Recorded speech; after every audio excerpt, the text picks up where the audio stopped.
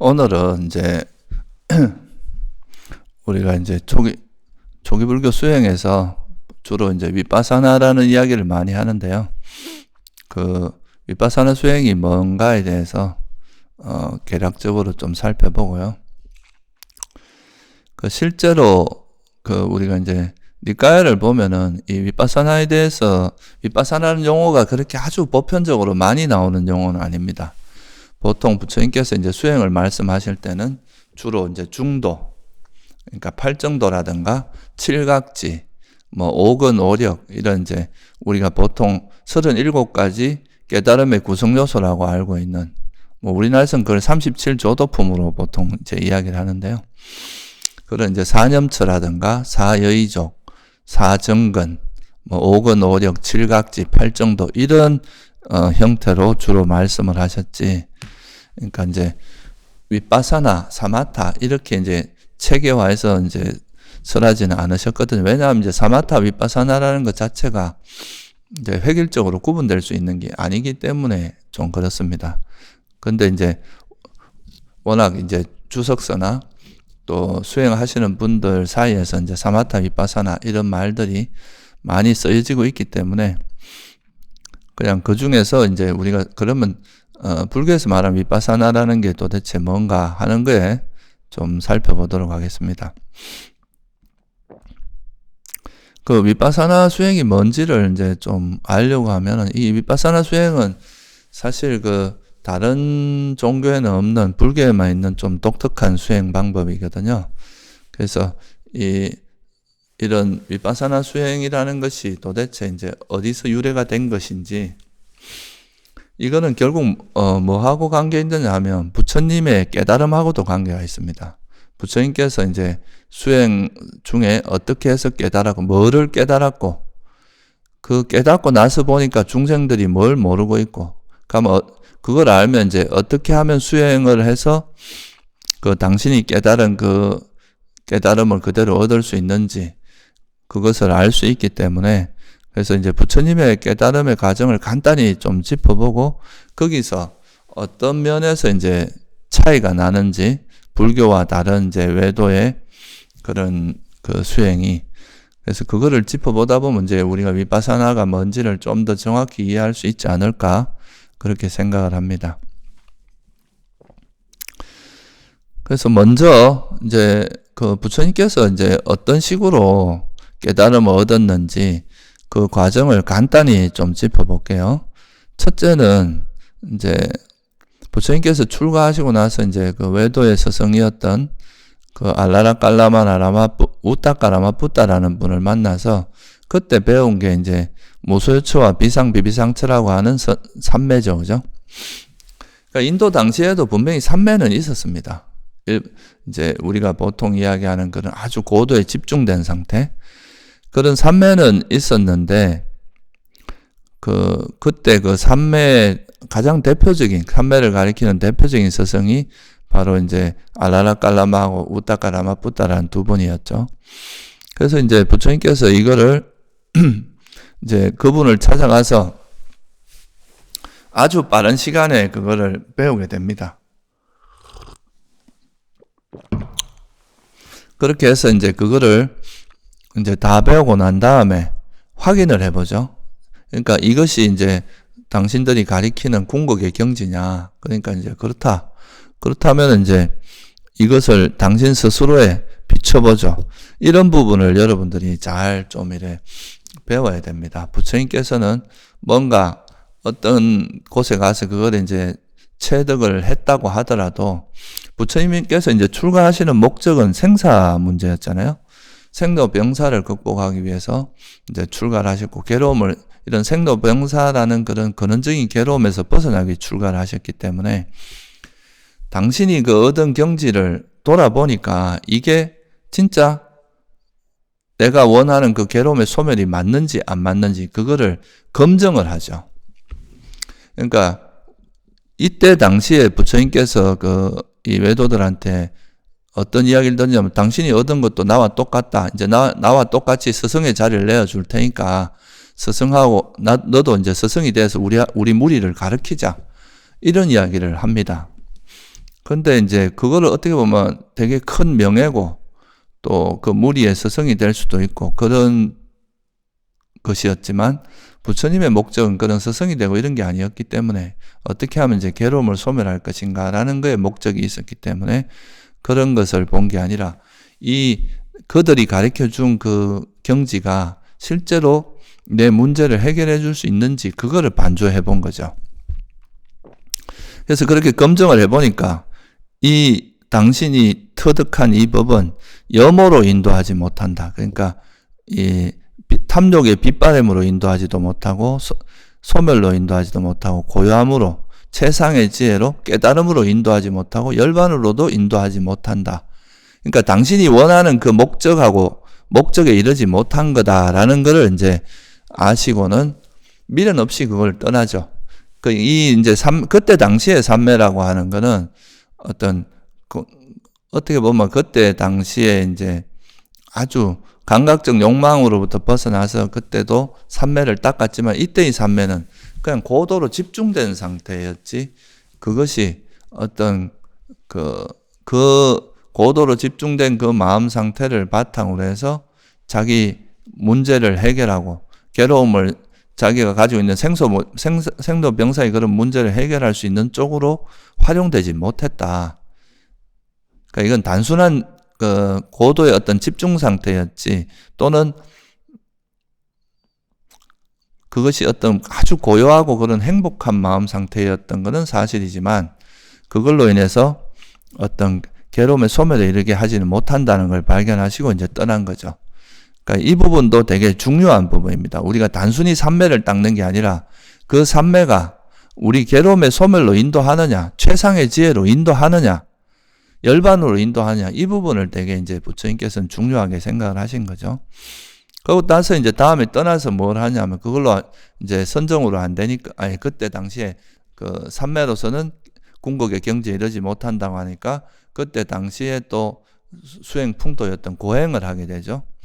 그래서 고행도 굉장히 오랜 세월 6년 가까이 고행을 합니다. 그리고 나서 이제 판단하신 게 뭐냐 하면 이제 이 경전에 이렇게 나오거든요. 그러니까 그러나 나는 이런 극심한 고행으로도 인간의 법을 초월하고 성자들에게 적합한 지와 견의 특별함을 정득하지 못했다. 그러니까 당신이 이 고행을 그렇게 극심한 고행, 그러니까 숨을 참거나 음식을 줄이는 등의 이런 극심한 고행을 했지만 깨달음에 이르지 못했다는 것을 발견하고 이제 그 고도의 집중으로도 깨달음에 이르지 못하고 고행으로도 이르지 못하니까 그러면 어떻게 해야 이 깨달음에 이를 수 있을까 하고 이제 그 깨달음을 얻을 수 있는 다른 방법은 없는가 하고 이제 모색을 하게 된 거죠.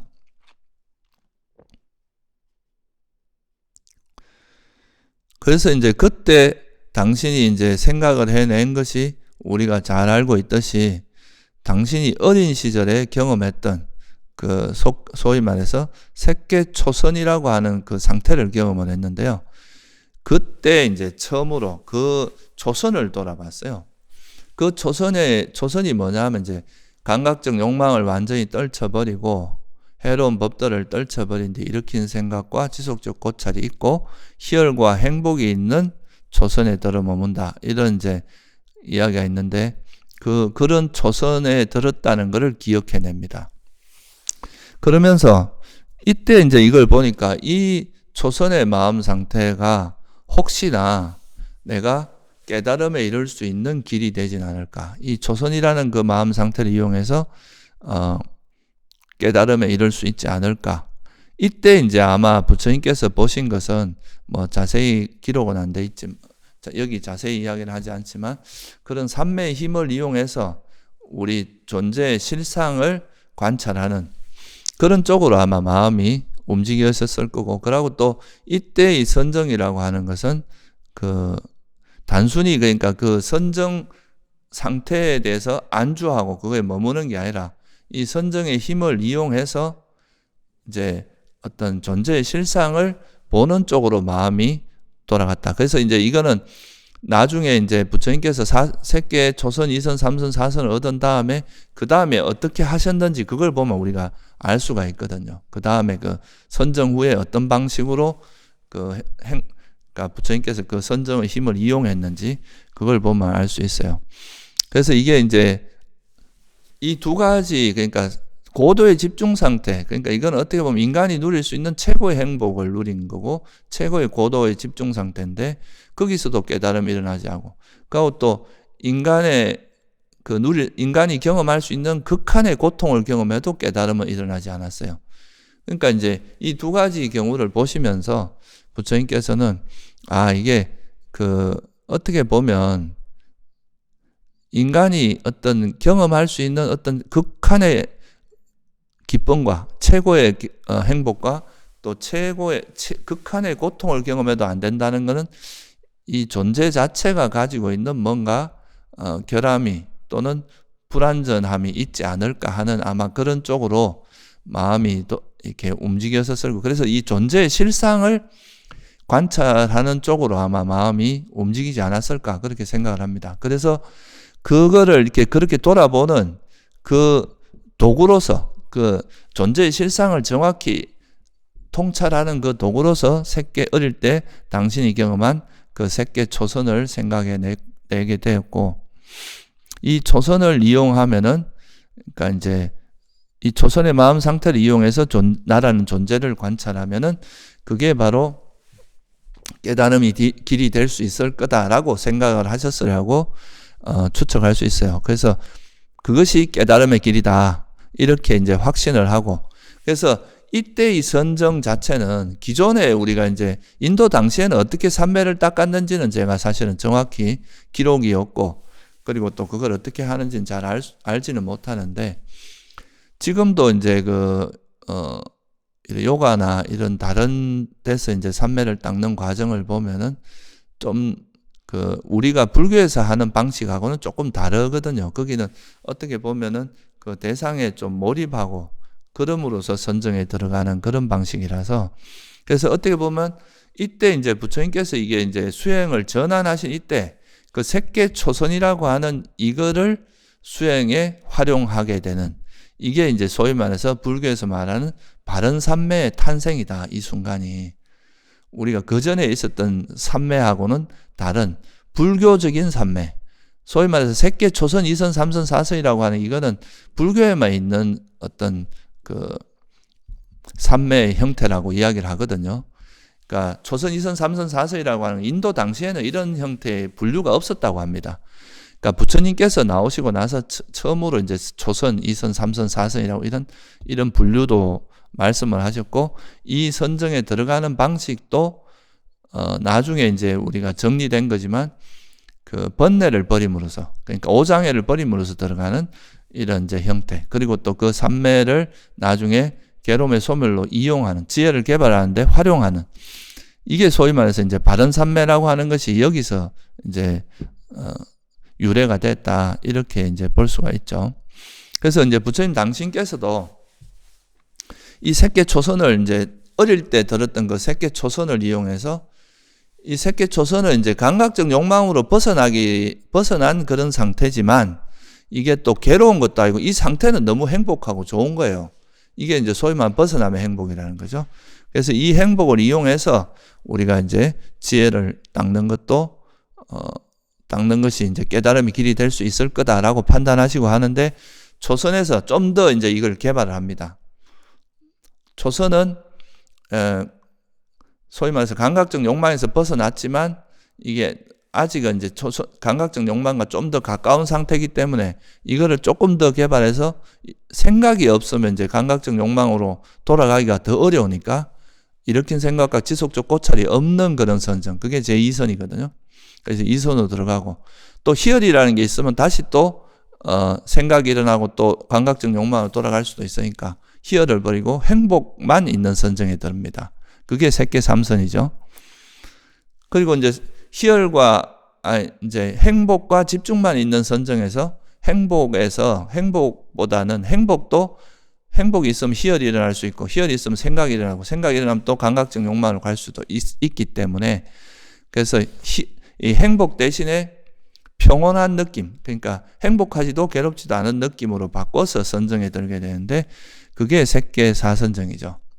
그래서 이게 이런 상태까지 도달하고 나서 보면 이 마음 상태는 이제 지혜를 개발하기에 가장 좋은 최적화된 마음 상태다. 이래서 이제 색계사선까지 닦으신 후에 이 색계사선을 바탕으로 뭐를 우리가 얻게 되느냐 하면 숙명통을 얻죠. 이거는 이제 우리가 현재 태어나서 이렇게 생로병사의 괴로움을 겪고 있는데, 아니 그렇다면 현재만 우리가 이 모습이 있었느냐, 아니면 과거에도 우리가 존재했더냐, 이거에 대해서 생각을 하게 되겠죠. 존재라는 거에 대해서 이제 존재의 본질에 대해서 사유를 하시다 보니까, 그러면 이제 현재 우리가 현재만 존재했느냐, 아니면 과거에도 존재했었던가, 또 미래에도 존재할 것인가, 이런 거에 대한 이제 생각을 하게 되고, 그거를 보기 위해서 먼저 과거에 내가 있었던 거를 기억을 합니다. 우리가 현재도 지금 현재의 내 모습이 있지만 어릴 때 우리 모습, 1시간 전, 2시간 전, 3시간 전, 이래가 나중에는 하루 전, 뭐 일주일 전, 어릴 때 모습까지 기억을 해낼 수 있잖아요. 그거를 쭉 가다 보면, 그러면 이 생의 처음 시작 이전에는 뭔가 없었느냐, 그거를 이제 계속 추구를 하다 보니까 이게 이제 선정의 힘이 있기 때문에 가능한 겁니다. 그래서 이런 바른 사선정의 힘으로 그걸 보니까 과거에도 이런 나와 똑같은 오온이 존재했고, 그 오온이 계속 과거 오랜 전생부터 계속 이어져 왔다는 걸 발견하게 되죠. 이게 숙명통입니다. 과거에 있었던 우리 존재의 모습을 기억해내는 거죠.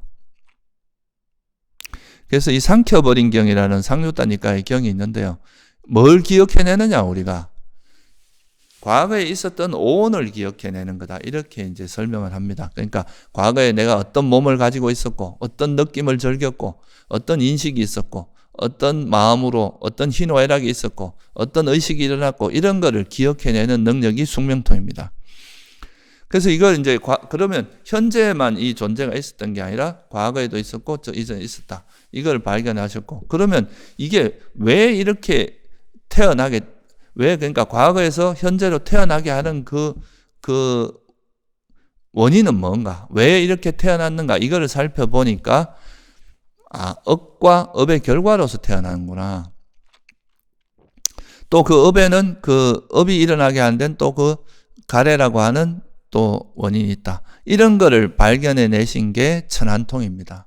그러니까 어떤 업에 의해서 어떻게 태어나고, 우리가 태어나는 그 원인에 대해서 또 발견하시고 천안통을 발견하셨고, 그리고 나서 그 다음에 그러니까 이거는 어떻게 말하면 우리 존재라고 하는 것이 물질과 정신 또는 오온이라 다섯 무덕이고, 쉽게 말하면 물질과 정신의 연속이고, 그것이 어떤 뭐 조물주가 만들어낸 것도 아니고 우연히 발생된 것도 아니고 업에 의해서 태어난 것이다. 자기가 지은 그 행위, 자기가 과거생에 지었던 행위의 결과로서 이 생에 태어나고, 또 이 생에 그 과거생은 또 그 이전에 이었던 행위의 결과로서 태어나는, 그러니까 업과 업의 결과로서 태어난다는 걸 보신 거고, 그리고 나서 이제 더 깊이 들어가서 이 두 가지를 근거로 해서 소위 말해서 우리에게 일어나는 모든 건 조건 따라 일어난다는 그런 연기를 보시고, 그걸 통해서 이제 우리 존재의 본질이 뭐라는 거를 꿰뚫어 보신 거죠. 그러면서 이제 당신이 이러면서 존재의 실상을 이제 그 숙명통과 천안통과 누진통을 통해서 존재의 실상을 명확히 꿰뚫어 보게 되는데요. 이게 바로 이제 이렇게 당신이 그 선정의 힘을 이용해서 존재의 실상을 꿰뚫어 본 이 지혜, 이때 얻은 지혜, 이것이 사실 윗바사나의 시작이라고 볼 수 있습니다. 이때 당신이 그 깨달은 그 내용, 그리고 통찰한 내용, 그것이 이제 그 우리가 불교에서 말하는 지혜고, 그 지혜를 어떻게 개발하는지 그 방법에 대해서 당신이 깨닫고 나서 설한 게 어떻게 보면 팔정도고, 그거를 굳이 이야기하면 개정해로 나눌 수 있고, 개정해가 개와 사마타 윗바사나, 삼매를 개발하는 걸 사마타라고, 지혜를 개발하는 윗바사나라고 한다면 그렇게 이제 나오게 된 거기 때문에, 결국은 이제 이런 과정을 거쳐서 부처님이 그 깨달은 내용이 소위 말해서 지혜의 그 통찰하신 진리를 깨달은 그 내용이고, 그것이 바로 그거를 우리가 그런 지혜를 터득하기 위해서 노력하는 그 과정이 바로 윗바사나 수행이다. 이렇게 볼 수가 있죠. 그래서 이때 부처님께서 이제 이 사자가경이라는 마치마니까에 보면은 이제 나오는데요. 여기에 부처님께서 이제 깨달을 때의 그 모습에 대해서 설명을 하고 있습니다. 이 부분을 좀 읽어보면 우리가 그 윗바사나가 뭔지를 정확히 알 수 있습니다. 그런 나는 이제 이렇게 해서 수행 과정을 쭉 거쳐서 숙명통, 그 다음 천안통, 누진통을 거친 다음 그렇게 한 다음에 그런 나는 이것이 괴로움이다 라고 있는 그대로 꿰뚫어 알았고, 이것이 괴로움의 일어남이다 라고 있는 그대로 꿰뚫어 알았고, 이것이 괴로움의 소멸이다, 이것이 괴로움의 소멸로 인도하는 도닦음이다 라고 있는 그대로 꿰뚫어 알았다. 그러니까 당신이 이제 그런 수많은 수행, 고행도 하시고 또 그냥 그냥 고도의 집중으로 하는 그런 삼매도 닦고 했지만, 그걸 버리고 색계 초선정을 이용해서 2선을 닦고 2선에서 3선, 4선, 그래서 색계 4선이라고 하는 불교에서 말하는 바른 삼매를 닦아서 그 삼매의 힘을 이용해서 얻은 통찰이 뭐냐 하면 이것이 괴로움이다, 이것은 괴로움의 일어남이다, 이것은 괴로움의 소멸이다, 이건 괴로움의 소멸로 인도하는 도닦음이다. 다시 말해서 이 그 존재의 실상인 네 가지 진리를 꿰뚫어 알고, 그리고 나서 이건 이제 그 존재의 실상을 꿰뚫어 한 거죠. 그러니까 이거는 이제 그동안 많이 말씀을 드렸지만 그 사성제 내용은 그겁니다. 존재의 실상이라고 하는 게 물질과 정신이고, 나라고 하는 존재는 들여다보니까 실제 그 실상을 들여다보니까 물질과 정신의 결합이다. 또는 다섯 무더기. 정신을 조금 더 나누면 수상행식으로 나눠지니까 물질과 정신의 결합이고, 이거는 또 조건에서 생겨난 것이더라. 그냥 조물주가 만든 것도 아니고 우연히 만들어진 것도 아니고 그 조건에 의해서 생겨난 것이기 때문에 조건 따라 생긴 거는 조건이 다하면 사라질 수밖에 없다 이거죠. 그러니까 우리가 업이나 가래와 업에 의해서 태어났다면 가래와 업이 다하면 이건 태어나지 않을 수밖에 없다. 그래서 이런 조건 따라 일어나는 걸 알고 나니까 존재 자체가 무상하다는 측면도 있고, 이 조건 따라 생겼다는 것은 소멸하기 말이라는 뜻이니까 이 말의 의미가 무상하다는 것은 또 이게 불만족스럽고 불확실하고, 그리고 이게 괴로움의 속성이 있다는 거, 그걸 아셨죠? 그리고 이건 내 것도 아니다. 내 마음대로 통제가 안 되는 거다. 이게 이제 괴로움이라는 걸 아신 거죠. 존재 자체가 이제 한마디로 말해서 불안전하고 불만족스러운 거라는 걸 아신 거예요. 그러니까 이거는 다른 말로 하면 존재함으로써 다시 괴로움에서 완전히 벗어날 수 있는 방법은 없다. 그러니까 존재 자체가 괴로움이기 때문에 존재하면서 완전한 행복을 실현하는 방법은 없다라는 걸 꿰뚫은 거고, 그럼 이게 왜 일어나느냐? 이렇게 일어나는 이유는 뭐냐? 가래 때문에. 그럼에도 불구하고 여기에 집착하는 가래 때문이다.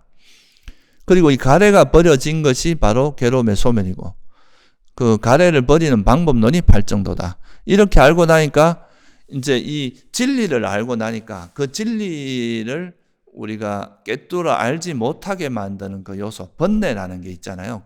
계속 괴로움이 일어나게 만드는 그 번뇌에 대해서도 정확히 알게 된 거죠. 그 번뇌라는 게 무명, 가래인데 이 가래는 또 무명 때문에 일어나니까 무명과 가래라는 그 번뇌 때문에 이제 괴로움이 일어난다는 거, 이걸 알게 되니까 이게 번뇌다, 이게 번뇌 일어남이다, 이건 번뇌 소멸이다, 번뇌 소멸로 인도하는 도닦음이 바로 팔정도다 라는 것까지 이제 꿰뚫어 알게 된 거죠. 그래서 존재의 실상을 아니까, 존재의 실상을 알고 나니까 괴로움이 일어나는, 존재의 실상이 괴로움이라는 거 아니까 그 괴로움이 일어나는 그 구조, 뭐 때문에 괴로움이 일어나고 이런 번뇌의 구조까지 이제 알게 된 거라는 거예요. 그래서 이 두 가지를 확실히 꿰뚫어 알면서 부처님께서 이제 번뇌를 완전히 소멸하고 괴로움을 소멸하시게 됐다. 이게 이제 부처님께서 깨달은 그 과정과 깨달은 내용을 간단히 지금 알아본 겁니다. 그러니까 여기서 첫 번째는 뭐가 있느냐 하면 이제 우리 존재의 실상이 뭐라는 거를 정확히 일단은 이제 통찰하신 그 부처님께서 이제 연기를 깨달으시면서 존재의 실상이라는 것은 조건 발생이니까 이것 자체가 무상하고 괴로움인 것이구나. 내 것이라 할 만한 것도 없구나 하는 것을 이제 깨달은 게 첫 번째라면, 그렇다면 이런 그 진리를, 그러니까 이게 원래 본질이 이런데 왜 중생들이 계속 이렇게 괴로움에서 벗어나지 못하고 이렇게 괴로움의 그 끊임없이 윤회하고 괴로움을 겪게 되는가? 그거를 보니까 그 원인이 바로 어리석음과 가래 때문인데, 그 가래라는 것이 왜 일어나는가 보니까 또 어리석음 때문이고, 그런 그 번뇌가 일어나는 그 구조에 대해서 또 정확히 파악을 하신 거예요. 그래서 이제 뒤에 따라오는 말이 이것이 번뇌다. 이것이 번뇌 일어나면 번뇌가 왜 일어나는지도 알게 되고, 번뇌가 소멸이 어떻게 하면 이제 번뇌가 소멸될 수 있다는 것도 알게 되시고, 그 번뇌가 소멸하는 방법이 뭐라는 거, 이거를 이제 꿰뚫어 알고 나서 이제 부처님이 되신 거죠. 그래서 지금 부처님이 깨달을 때 이 장면을 보면 우리가 위파사나가 뭐라는 걸 정확히 좀 파악을 할 수가 있습니다. 그래서 이렇게 깨닫고 나서 보니까 이제 부처님께서 존재가 왜 그러면 이렇게 괴로움에서 이 깨달음의 내용을 다시 이제 좀 풀어서 설명을 해보면, 그럼 왜 우리 이 존재라는 것은 괴로움에서 벗어나지 못하는가? 그거에 대해서 이제 두 가지를 설명을 하십니다. 연기를 꿰뚫어 알지 못하기 때문에 윤회의 괴로움에서 벗어나지 못한다. 그 다음 이제 사성제를 꿰뚫어 알지 못하기 때문에 윤회에서 벗어나지 못한다. 이렇게 설명을 하셨어요. 그래서 이게 이제 첫 번째 대인연경이라고 있습니다. 띠가니까에 보면은 이 대인연경이라는 경에서는 이제 안한존자가 내가 이제 연기에 대해서 좀 정말 심오하고 잘 분명하게 자기한테 드러난다 이렇게 말하니까 부처님께서 뭐라고 말씀하시냐면, 안한다여 그와 같이 말하지 말라. 이 연기는 참으로 심오하다. 참으로 심오하고, 그래서 그 보통 일반 범부들이 이 연기를 깨닫지 못하고 꿰뚫어 알지 못하기 때문에 마치 실에 깨어진 구설처럼 얽히게 된다. 그러니까 구설이 막 얽히고 실타래가 엉클어지고, 실타래가 이렇게 엉클어지면 막 마음이 꼬이잖아요. 그죠? 그런 꼬이는 것처럼, 또 풀이 막 이렇게 서로 얽혀 있는 것처럼 엉켜서 우리 마음이 그러니까 이렇게 막 엉켜버리는 거죠. 꼬이고 엉키고 이런 것 때문에 이제 불행한 곳, 처참한 곳, 파멸처, 윤회를 벗어나지 못한다. 끊임없이 윤회를 하게 되고 괴로움을 겪게 돼. 태어나서 생로병사를 겪다 또 죽고, 또 태어나서 생로병사를 겪다 죽고, 이런 괴로움에서 벗어나지 못한다. 그러니까 우리가 진리를 모르기 때문에 우리 마음이 계속 엉킨다는 거예요. 내가 예를 들어 실타래가 이렇게 엉켜 있는데 우리가 이걸 푼다고 막 잡아 당기면 더 엉키잖아요. 이걸 풀어내는 지혜가 없기 때문에 무리하게 이래 하다 보면 오히려 더 이제 문제가 생기죠. 이런 것처럼 우리가 진리를 모르니까 괴로움에서 벗어난다고 막 발버둥을 치는데 마치 그게 엉켜있는 실타래를 우리가 함부로 막 하듯이 오히려 더 엉켜간다. 이런다는 거죠. 그래서 이게 이제 첫 번째, 연기를 모르기 때문이다. 연기를 알면 또 이게 이제 사성제를 알게 돼. 연기를 통해서 사성제가 나오는 거라서 연기를 알면 또 사성제를 하는데, 그래서 첫 번째는 연기를 모르기 때문이고, 두 번째는 왜 윤회하느냐. 비구들이여 네 가지 성스러운 진리를 깨닫지 못하고 꿰뚫어 알지 못했기 때문에 나와 그대들은 그렇게 오랜 세월을 윤회하고 괴로움을 겪었다. 이런 이야기가 또 이건 상류다니까 곧띠가마경이라는 경에서 이런 이야기도 경전에 자주 나옵니다. 우리가 왜 윤회하고 괴로움을 겪느냐. 네 가지 진리, 그러니까 를 깨닫지 못했기 때문이다. 그러니까 부처님이 말씀하신 두 가지를 요약을 해보면, 연기를 모르거나 진리를 모르기 때문에 이제 이런 모든 괴로움이 일어나는 거다. 이 말은 조금 이제 이해하기가 어려울 수도 있는데요. 조금 더 이제 한 걸음 더 나아가서 좀 이해를 해보면 결국은 이게 무슨 말이냐 하면 그러니까 영기와 사성제를 꿰뚫어 알지 못하기 때문에 진리를 꿰뚫어 알지 못하기 때문에 이런 괴로움이 계속 반복되고 윤회가 끊이지 않는다. 끊임없는 윤회에 빠지게 된다. 그래서 우리가 이제 불교에서 여기서 우리가 어떤 용어를 이제 한마디 알 수 있느냐 하면 첫째, 그 불교에서 말하는 무명, 어리석음이라고 하는 거는 뭐냐? 그러니까 이제 모든 괴로움이 일어나는 근원에는 뭐가 있느냐 하면 이 어리석음이 있다는 거죠. 무명이라고 하는. 뭐에 대한 무명이냐? 괴로움에 대한 무지. 그러니까 괴로움의 일어남에 대한 무지, 괴로움의 소멸에 대한 무지, 괴로움의 소멸로 인도하는 도닦음에 대한 무지, 이거를 무명이라 한다. 이렇게 해서 무명에 빠지게 된다. 이게 이제 무명경이라는 상류다니까에 나오는 경전에 나오는 이야기입니다. 그러니까 우리가 불교에서 말하는 무명이라고 하는 것은 네 가지 진리에 대한 무지, 어리석음, 이걸 무명이라고 한다는 거예요.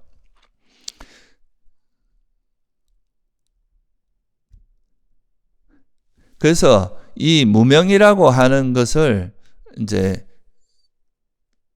부처님께서 처음으로 이제 발견을 하신 거죠. 아, 이게 우리한테 괴로움이 일어나는 그 근원에는 어디 있느냐? 이 무명 때문이다. 어리석음 때문이다.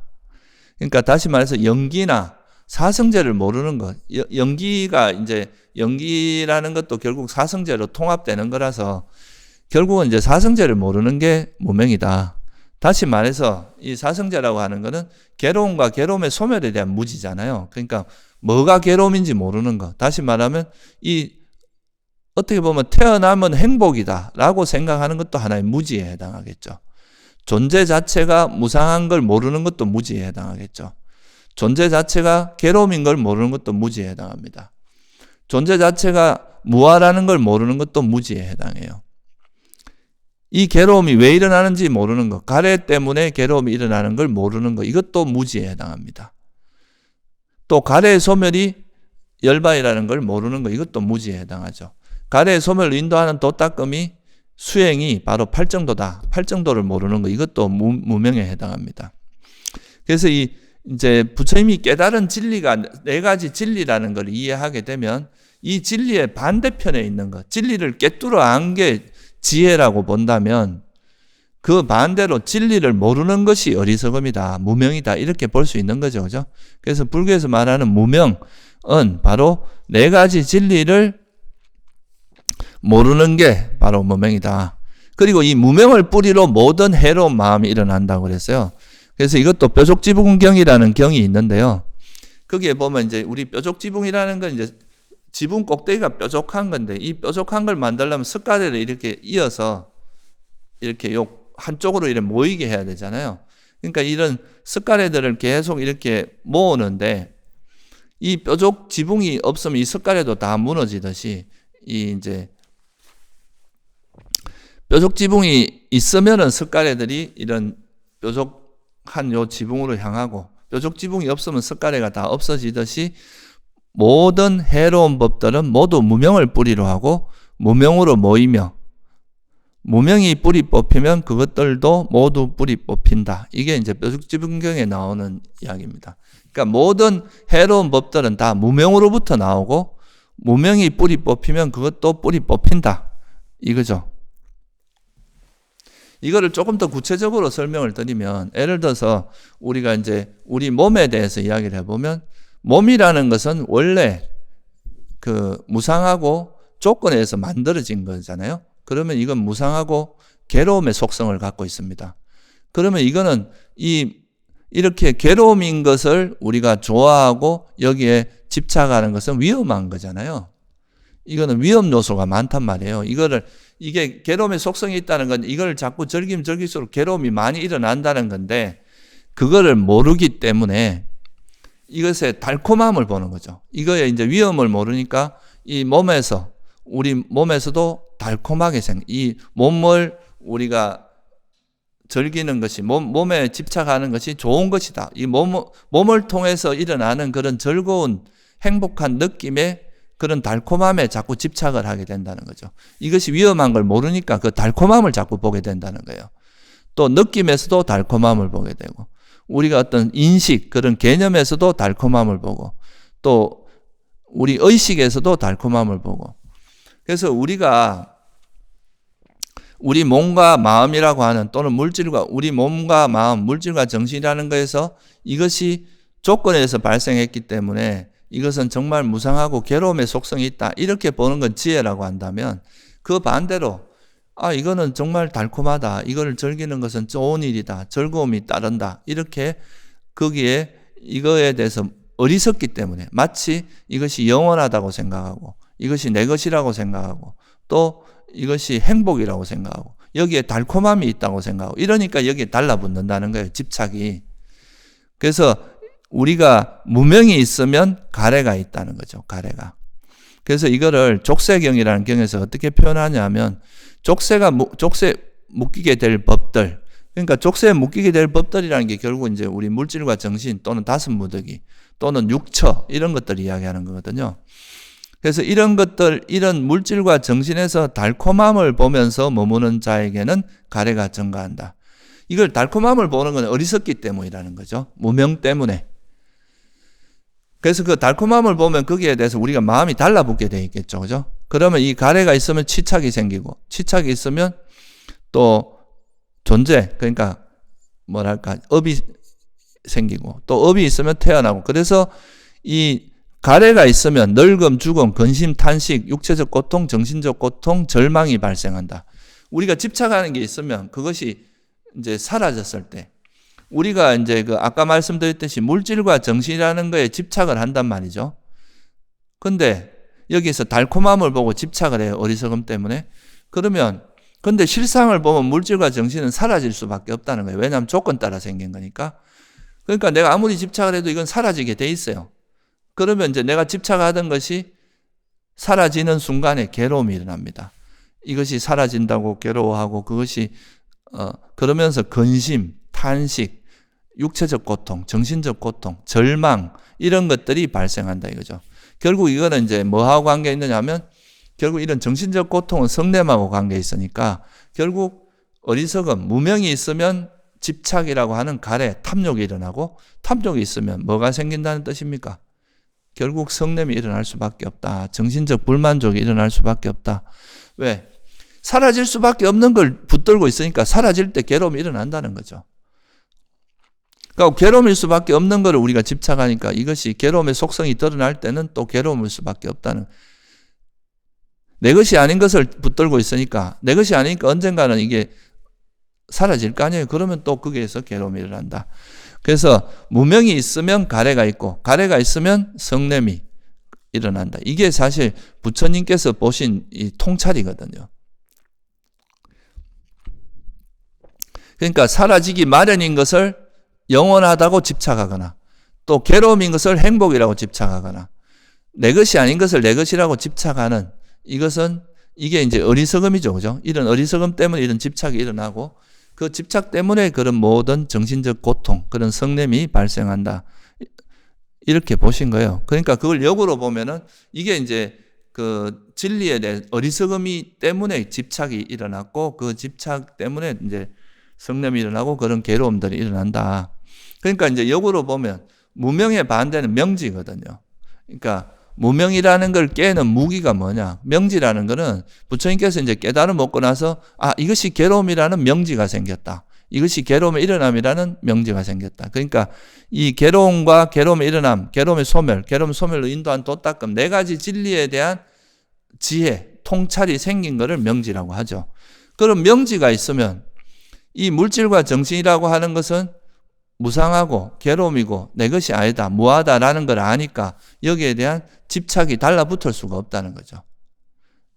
왜? 이게 영원하고 내 것이고 행복이고 달콤하다 이렇게 생각하니까 집착이 달라붙었는데, 그것을 있는 그대로 꿰뚫어 보는, 그 진리를 꿰뚫어 보는 명지가 생기면 그때는 가래가 소멸하고, 이 가래가 소멸하면 당연히 성냄도 소멸하게 되겠죠. 그래서 비구들이요, 족쇄에 묻히게 될 법들에서 위험함을 본다. 위험함을 본다는 것이 아까 말했듯이 원래 물질과 정신은 조건 발생이기 때문에 사라지기 마련인 것이 무상고 무아란 이게 위험함이거든요. 그것이 이 물질과 정신이 가지고 있는 위험성, 해로움이라는 위험함, 그것이 가지고 있는 불안전성, 불확실성 이런 거거든요. 그러니까 그걸 보면은 여기에 집착을 안 한다는 거죠. 내가 이 어떤 이런 거에 대해서 내가 되게 소중히 여기는 뭔가가 있을 때 이거에서 달콤함을 보면 검어진다는 거예요. 근데 이거에 대해서 이것이 뜨겁고 위험하고 위험함을 보면 이 지고 있는 걸 놓게 된다는 거죠. 이 지고 있으면 내가 이것이 뜨거운 것인데도 이걸 마치 좋은 것이라고 생각하고 지고 있으면 고통이 발생할 수밖에 없는데 이것이 괴로움이고 위험하다는 걸 알고 이거를 지지 않으면 내려놓으면 고통도 사라질 수밖에 없겠죠. 그래서 부처님께서도 이런 이제 물질과 정신에서 위험을 보면은 거기에 대해서는 가래가 사라지게 되고 가래가 사라지면 근심과 비탄, 탄식, 절망 이런 것들이 다 사라질 수밖에 없다. 그래서 이것의 달콤함을 보는 것은 물질과 정신에 대한 무지 때문이고 이것의 위험함을 보는 것은 물질과 정신에 대한 지혜, 명지 때문이란 말이죠. 그래서 우리가 무명을 소멸하려면 그 무기가 뭐냐? 명지라는 거죠. 그래서 이거를 이제 수타니파타라는 경전에 보면은 이거에 대해서 이렇게 나옵니다. 그러면 우리가 이제 이런 무명 때문에 괴로움이 일어난다면 우리가 무엇을 제거해야 되느냐? 무명을 제거하면은 사실 괴로움이 소멸될 거 아니에요, 그죠? 무명이 모든 괴로움의 뿌리란 말이죠. 해로운 법들의 뿌리고 이 해로운 법들을 통해서 괴로움이 일어나니까 이 무명을 제거하면 그러니까 모든 것이 제거되는데 무명을 제거하는 무기가 뭐냐 이거예요. 그게 바로 명지다 이거죠. 그래서 이 무명을 제거함 경이라는 경이 있어요. 상류단 니까에 보면 거기에 뭐라고 나오냐면 무명을 제거하고 그러니까 이제 뭐를 제거하면은 명지가 일어나고 그것이 이제 괴로움이 소멸할 수 있느냐. 그게 이제 바로 뭐냐 하면 이 무명을 제거하면 명지가 일어나고 명지를 개발하면 무명이 사라진다. 이렇게 이야기를 한 거죠. 그래서 이 무명이 괴로움이 일어나는 머리입니다. 머리.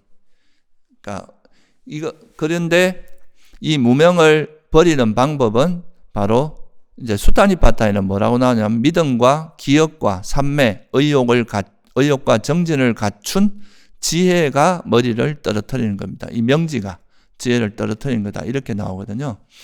그래서 이거는 뭐냐 하면은 결국은 마치 빛과 어둠 같은 거예요. 어둠이 무명에 해당한다면 빛이 생기면 어둠은 사라지잖아요. 또 어둠이 있다는 것은 빛이 없다는 뜻이겠죠. 그래서 이거를 이제 무명이 있으면 명지가 없고 명지가 있으면 무명은 사라지게 마련이라는 거죠.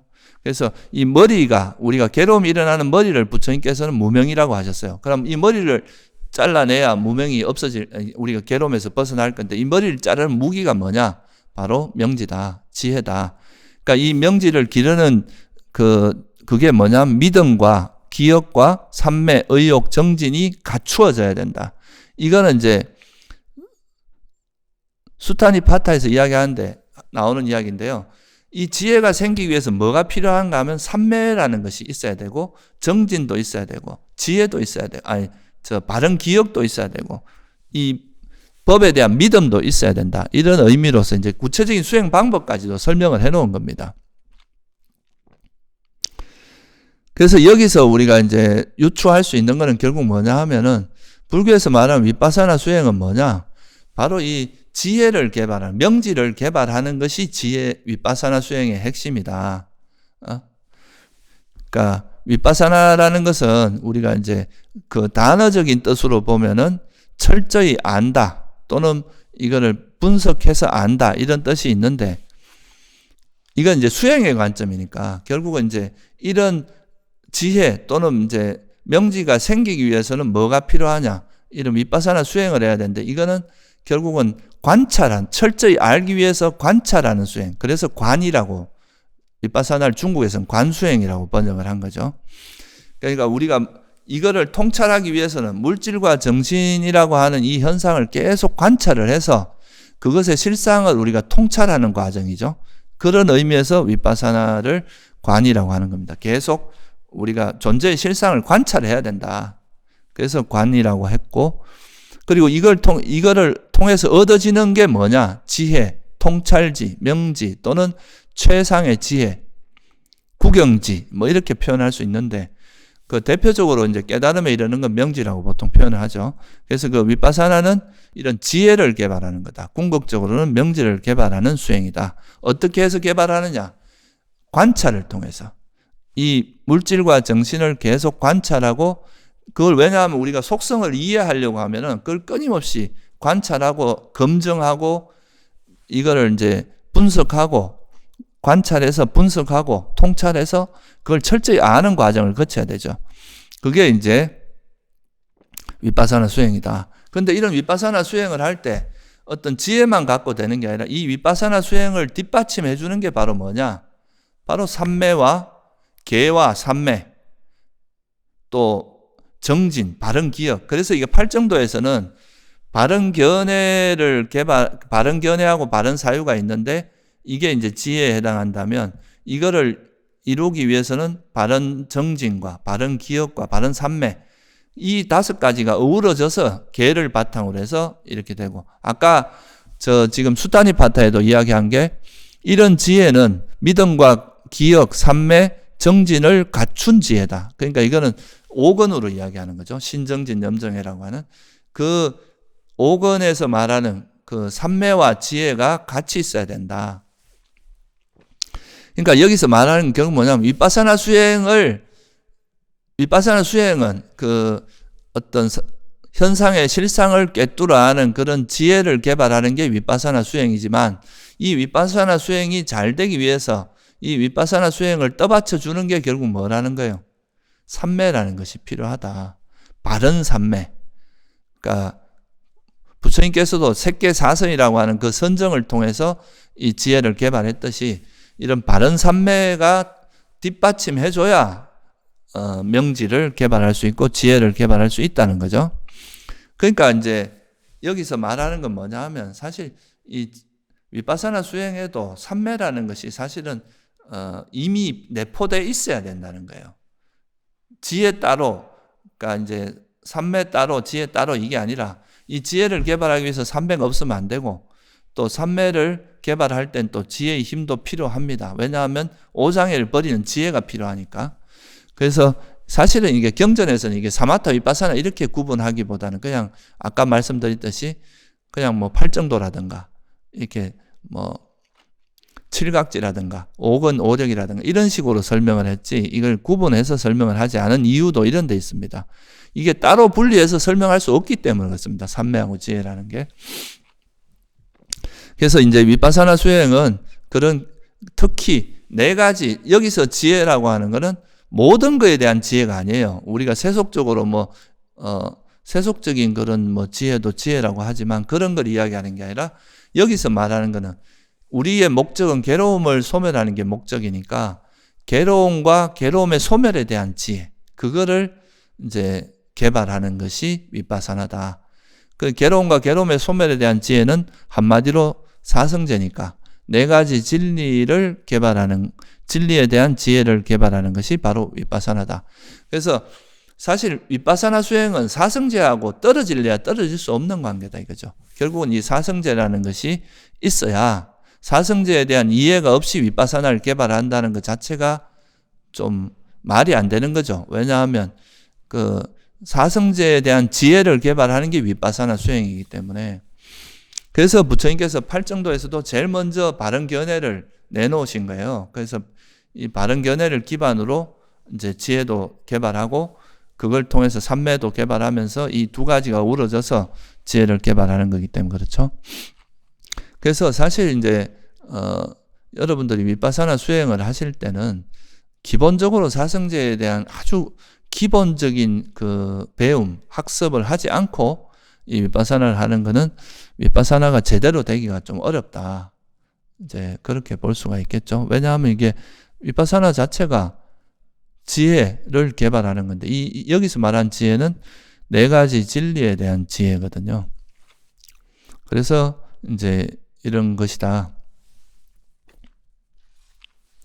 그래서 이제 윗바사나의 정의는 그 삼매를, 그러니까 지혜를 개발하는 그런 지혜를 개발하기 위한 수행입니다.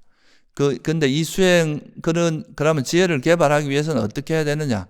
우리가, 일단은 바른 견해에 대한 이해가 있어야 되겠죠. 부처님께서 당신이 깨달은 걸 정리해서 설한 게, 진리에 대해서 설한 게 사성제니까, 이 사성제에 대한 일단 기본적인 이해를 가지고, 이 관점을 가지고, 사성제의 어떤 견해와 관점을 가지고 우리가 물질과 정신이라고 하는, 나라고 하는 존재, 그 존재의 실상은 물질과 정신이니까 이 물질과 정신을 계속 관찰하는 수행을 해야 되는 거죠.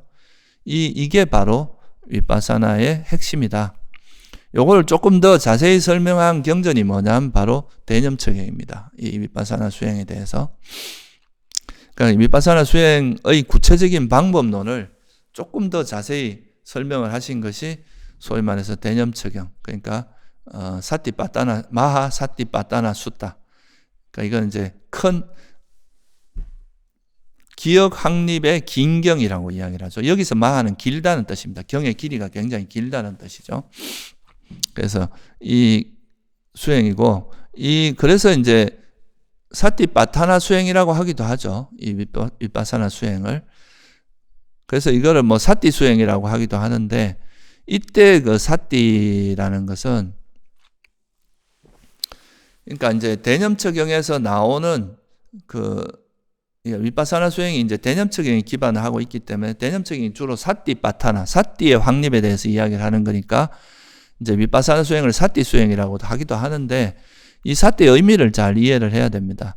이때 사티라는 거는 보통은 이제 우리가 이 사티를 알아차림이나 뭐 이런 식으로 번역을 하는데, 그거는 제가 다음 시간에 조금 더 자세히 한번 설명을 드리겠습니다. 근데 이 사티라고 하는 거는 그게 아니라 우리가 사성제를 통찰하고 나서 그 사성제를 통찰한 그것을 잊지 않아야 언제나 우리가 지혜가 작용을 할 거 아니에요. 그죠? 그래서 우리가 이제 관찰을 통해서 얻어진 지혜를 잊지 않고 망각하지 않고 그거를 체득하는, 그러니까 우리 마음에서 완전히 그걸 체득하는 그런 기억을 확립하는, 다시는 안 잊어버리도록 기억을 확립하는 그거를 우리가 사티라고 하죠. 그래서 오늘은 제가 이제 마지막으로 요 대념척경에 나오는 간단한 구조를 좀 설명을 드리고, 이 수행을 구체적으로 이제 어떤 식으로 해 나가는지는 다음 시간에 제가 이어서 설명을 드리도록 하겠습니다. 오늘은 제가 이제 이 윗바사나 수행이 뭐라는 거에 좀 초점을 맞춰서 큰 구조만 좀 설명을 드린 거예요. 그래서 이 대념척경에 보면 이제 윗바사나 수행에 대해서 간단히 나오는 말이 뭐냐 하면, 몸에서 몸을 관찰하며 머문다. 느낌에서 느낌을 관찰하고, 마음에서 마음을 관찰하고, 법에서 법을 관찰하며 머문다. 그런데 어떻게 머무느냐? 세상에 대한 욕망과 성림을 버리면서 열심히 노력하고 바르게 알고 바르게 기억하며 머문다. 이렇게 나옵니다. 그러니까 이게 이제 대념척경의 핵심적인 건데, 이거에 대한 부연 설명은 제가 다음 시간에 이어서 좀 더 자세히 설명을 드리기로 하고요. 근데 여기서 이제 몸에서 몸을 관찰하고, 느낌에서 느낌을 관찰하고, 마음에서 마음을 관찰하고, 법에서 법을 관찰. 이 신수신법이라고 하는 요 네 가지가 결국은 내가 나라고 생각하는 그 대상입니다. 몸, 우리 느낌, 그리고 또 마음, 그리고 이제 우리에게 일어나는 번뇌나 지혜, 이런 것들. 오장에는 칠각지가 법념처에 들어가죠. 그래서 이 네 가지는 네 가지 대상, 그래서 사념처라고 이야기하죠. 네 가지 대상을 알아차린다고. 그래서 이 네 가지 대상을 관찰하는 수행인데, 이 네 가지 대상은 다른 말로 하면 결국은 물질과 정신이고, 이거를 조금 더 자세히 이야기하면 다섯 무더기입니다. 그냥 그러니까 물질과 느낌과 인식, 마음, 법, 신수신법이라고 하는 것은 결국 온이라고도 볼 수 있고, 물질과 정신이라고 볼 수도 있습니다. 그래서 여기서 말하는 것은 이 네 가지 대상을 계속 어떻게 하라고 나오느냐 하면 몸에서 몸을, 느낌에서 느낌을, 마음에서 마음을, 법에서 법을 관찰해라. 이 빨리어로 아누빠시라고 하는데요. 이 관찰한다는 것은 계속 이거를 우리가 어떤 과학에서도 뭔가를 이해할 때는 그걸 계속 관찰하잖아요. 이모저모로. 관찰하면서 그것의 껍데기가 아니라 그거의 실상, 그것이 가지고 있는 표면적인 이해가 아니라 그것이 가지고 있는 그 실상에 대해서 이해하는 것. 이거를 우리가 계속 관찰하면서 그 실상으로 접근에 들어가는 것. 이거를 우리가 이제 위에서 그러니까 그냥 몸을 피상적으로 관찰하지 말고 그 몸에서 이 몸이라는 건 4대로 이루어져 있고 이것은 조건 발생이니까 무상하고 이런 그것이 가지고 있는 특징을 깊이 들여다보는 거. 그런 의미에서 몸에서 몸을이라는 표현 2번을 반복한 겁니다. 그냥 껍데기만 보지 말고 실상을 봐라. 법을 봐라. 이런 의미에서. 그래서 이제 그렇게 관찰해라. 그러니까 계속 그 실상을 관찰하는 수행을 해라. 이 말입니다. 앞에 거는. 그렇게 관찰을 하다 보면 관해라. 이게 윗바사나 수행이죠. 관하는 거, 관찰하는 거. 그렇게 하다 보면은 어떻게 이제 그걸 관찰하냐면 세상에 대한 욕망과 성냄을 버리면서 이거는 뭐냐? 세상에 대한 욕망이나 성냄이 있으면 우리 마음이 있는 그대로 관찰이 안 될 거 아니에요. 그죠? 결국 이 말은 뭐냐 하면 삼매를 기반으로 관찰해라는 뜻입니다. 우리에게 일어나는 욕망이나 성냄을 내려놓으면서 그런 것이 없는 마음으로 관찰하려고 노력해야 된다. 그래야 우리가 그러니까 물질과 정신의 그 실상을 볼 수 있다. 이런 의미죠. 그렇게 해서 세상에 대한 욕망과 성냄을 버린 상태에서 이거는 버린 후에라는 말도 됩니다. 버리면서라는 말도 되고. 그러니까 이게 이제 탐욕이나 성냄이 버려지고 나면 마음이 너무 청정하니까 그럴 때는 정말 있는 그대로 관찰할 수가 있겠죠. 그래서 이거는 삼매를 기반으로 수행해라. 이 말하고 통한다고 볼 수 있어요. 그래서 이 삼매를 닦으려면 또 계도 지켜야 되니까 계와 삼매를 기반으로 해라. 이 말은 또 앞에서 아까 수타니파타에서 이야기한 이 무명을 버리기 위해서 어떻게 해야 되냐. 믿음과 기억과 삼매, 의욕과 정진을 갖춘 지혜. 이 말이 아까 말한 삼매를 바탕으로 본 지혜라 해야 된다. 그런 의미에서 여기서도 이제 그 말을 세상에 대한 여기서 말하는 세상은 우리 물질과 정신 전체가 세상으로 볼 수 있기 때문에 그 사념처, 신수심 네 가지 대상이나 또는 물질 정신에 대해서 욕망과 성냄을 없는 상태에서 그거에 집착하거나 싫어함이 없는 상태에서 관찰하다 보면 그렇게 관찰하고 그렇게 노력해야 된다. 바르게 정진해야 되겠죠. 노력하지 않고 얻어지는 건 없으니까. 그렇게 하다 보면 이제 그거에 대한 실상을 알게 되는데 그 실상을 아는 것이 바른 암입니다. 이게 바로 바르게 알고 이게 쌈빠자나라고 하는 바르게 안다. 그러니까 우리가 현상을 바르게 알아라.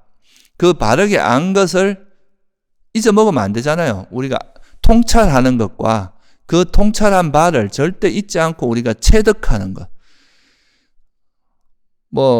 이것이 무상하다는 알아도 또 어떤 대상을 보면 또 금방 까먹고 이렇게 하면 그거는 무상함을 안 게 아니잖아요. 그러니까 바른 알면 우리가 알게 된 그 통찰을 잃어버리지 않는 거.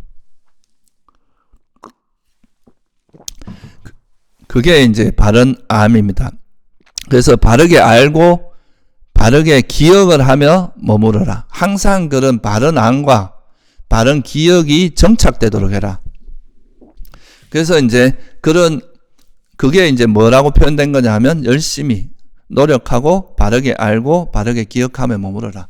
그래서 우리가 이제 물질과 정신을 계속 관찰하다 보면 거기에 대해서 그게 이제 욕망과 성냄이 없이 관찰하다 보면 거기에 대해서 바른 통찰이 생기고 그러면은 무명이 사라지겠죠. 서서히. 왜냐하면 이걸 이제 관찰하면서 점점 이제 이거의 실상을 꿰뚫어 알게 되니까 명지가 자꾸 개발되면서 지혜가 개발되면서 무명은 서서히 사라집니다. 그래가지고 얻어진 통찰, 바른 암, 이거를 잊지 않으려고 노력해야 돼요. 알게 된 이것이 절대 망각되지 않도록 바르게 기억되도록 그렇게 되도록 노력을 함으로써 열심히 노력을 하는 거죠. 그렇게 하다 보면 이제 기억이 확립이 되면, 그러니까 우리 바른 기억이 확립되면 언제나 이제 지혜가 작동을 하니까, 명지가 작동을 하니까 무명이라는 게 일어날 수가 없겠죠. 그죠? 그렇게 해서 우리가 깨달음에 이르게 하는 방법이 바로 이 대념측에 나오는 이 사티파타나 수행입니다. 오늘은 제가 이 개요에 대해서만 간단히 좀 설명을 드렸는데, 이제 다음 시간에는 그 위파사나 수행을 구체적으로 우리가 어떻게 하는지 조금 더 자세하게 그 대념측경에 나오는 설명을 바탕으로 해서 조금 더 부연해서 설명을 드리도록 하겠습니다. 오늘은 이 위파사나 수행의 목적은 바로 뭐냐? 결론적으로 말씀을 드리면, 우리가 계속 이렇게 괴로움이 일어나고 윤회하고 괴로움이 일어나는 이유는 바로 진리에 대한 무지 때문이다. 무명 때문이다 이거예요. 그 무명을 깨는 게 불교의 목적입니다. 이 무명을 깨기 위해서는 이제 명지가 개발돼야 되고 지혜가 개발돼야 되고, 이 명지를 개발하는, 지혜를 개발하는 또 토대가 뭐냐면 삼매라는 거예요. 또 이 삼매를 개발하는 데 있어서 도움을 주는 게 계입니다. 그래서 이런 식으로 팔정도가 이제 개정해라는 구조로 설명을 한 거죠. 그러니까 삼매라고 하는 거는 이런 지혜가 개발되기 위한, 명지가 개발되기 위한 바탕, 토대이긴 하지만 이 삼매 자체가 목적이 아니라는 거죠. 그런데 이제 이 삼매에 너무 이제 천착을 하게 되면 이런 지혜를 개발하는데 등한시하게 되고 오히려 삼매에 안주하게 되는 이런 문제가 있을 수 있다는 거예요. 그래서 위파사나의 핵심은 바로 그런 지혜와 명지를 개발하는 게 핵심이고, 이때의 지혜라는 건 뭐에 대한 지혜냐? 괴로움과 괴로움의 소멸에 대한 지혜다, 특별히. 그리고 그거는 한마디로 네 가지 진리에 대한 지혜다. 그거를 개발하는 거니까 결국은 또 이 개발된 지혜를 다시는 망각하지 않아야 되니까, 이거를 망각하지 않고 다시는 잊어버리지 않도록, 언제 어느 때나 이제 잊어버리지 않도록 하는 게 사띠니까, 결국 바른 기억의 확립이라는 것은 결국 사성제에 대한 지혜를 잊지 않는 겁니다. 그러니까 바른 기억의 확립이라는 말 속에 이게 다 포함되기 때문에, 그러니까 이제 사띠를 가지고 그렇게 설명을 한 거죠. 그래서 이제 한마디로 말해서 이 위파사나 수행은 지혜를 개발하는 거다. 특히 네 가지 진리에 대한 지혜를 개발함으로써 이 지혜가 개발되면, 명지가 개발되면 무명이 소멸하고, 무명이 소멸하면은 가래가 소멸하고, 가래가 소멸하면 성냄도 소멸하기 때문에 모든 번뇌가 소멸하게 되는 거죠. 그래서 그게 부처님께서 말씀하신 그 처음에 제가 말씀드린 이것이 괴로움이고 이것이 괴로움의 일어남이고 이것이 괴로움의 소멸이고 괴로움의 소멸로 인도하는 도닦음이라고 깨뚫어 알고 나니까 뭐를 또 알게 되느냐? 번뇌. 번뇌는 무명과 가래를 이야기하거든요. 그래서 번뇌가 뭐다는 걸 알게 됐고, 번뇌 일어남, 번뇌의 소멸, 번뇌의 소멸로 인도하는 도닦음을 깨뚫어 알고 모든 번뇌를 소멸해서 이제 깨달음에 이르렀다 하는 게 이제 부처님의 말씀입니다. 그래서 이 위파사나 수행이라고 하는 것은 결국 네 가지 진리하고 진리와 아주 밀접한 관계가 있고, 이 진리를 체득하는 게 바로 체득하는 과정이 바로 위파사나 수행이다 하는 것을 좀 확실히 이해하시기 바랍니다. 예, 오늘은 여기서 마치고 나머지는 다음 시간에 또 계속 하도록 하겠습니다.